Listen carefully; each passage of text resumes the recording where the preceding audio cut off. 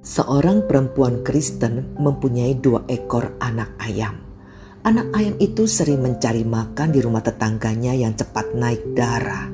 Suatu hari tetangganya menangkap 2 ekor ayam itu dan mencekik lehernya hingga mati. Lalu anak ayam itu dilemparkan kembali melalui pagar. Tentu saja perempuan itu berduka, tapi tidak menjadi marah dan mencaci maki tetangganya. Sebaliknya, ia mengambil ayam itu, mencabut bulunya, dan memasaknya menjadi roti ayam. Kemudian ia mengirimkan roti ayam tersebut kepada tetangganya yang telah membunuh anak ayam tersebut. Mengasihi musuh, mungkinkah? Pada orang yang kita kenal baik, kita akan lebih mudah mengasihi. Tetapi bagi orang yang kurang kita kenal, terlebih yang kita benci atau yang memusuhi kita, biasanya kita akan mengalami kesulitan untuk mengasihi mereka.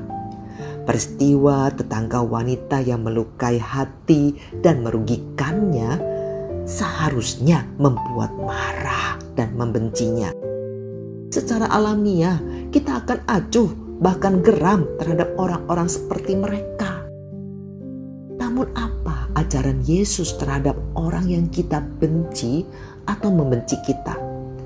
Yesus mengajarkan dalam Lukas bab 6 ayat 27 sampai dengan 29 katanya, "Kasihilah musuhmu, berbuatlah baik kepada orang yang membenci kamu, mintalah berkat bagi orang yang mengutuk kamu, berdoalah bagi orang yang mencaci kamu.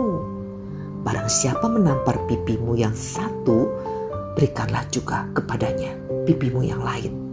Dan barang siapa yang mengambil jubahmu, biarkan juga ia mengambil bajumu." Selanjutnya dalam ayat 32 sampai dengan 34, Yesus berkata, "Dan jikalau kamu mengasihi orang yang mengasihi kamu, apakah jasamu? Karena orang-orang berdosa pun mengasihi juga orang-orang yang mengasihi mereka. Sebab jikalau kamu berbuat baik kepada orang yang berbuat baik kepada kamu, apakah jasamu? Orang-orang berdosa pun berbuat demikian. Dan jikalau kamu meminjamkan sesuatu kepada orang karena kamu berharap akan menerima sesuatu daripadanya, apakah jasamu? Orang-orang berdosa pun meminjamkan kepada orang-orang berdosa supaya mereka menerima kembali sama banyak. Kata apakah jasamu disebut sampai 3 kali, yang menunjukkan hal penting yang harus kita perhatikan agar kita berbeda dengan dunia.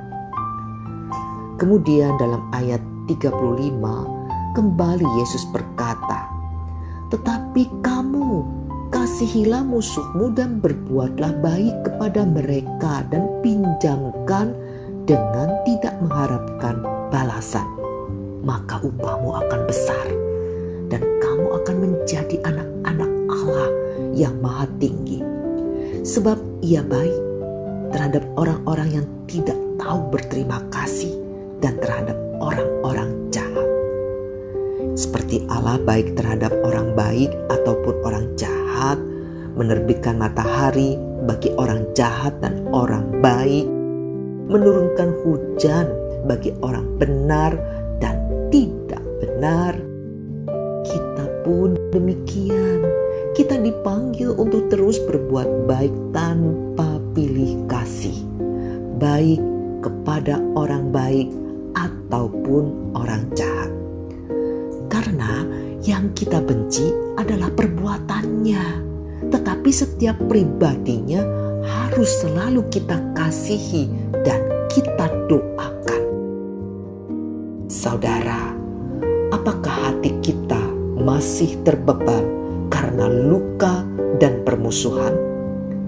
Mari kita meminta kasih Allah memenuhi hati ini agar kita mampu mengasihi dan mendoakan orang yang membenci kita, bahkan memusuhi kita.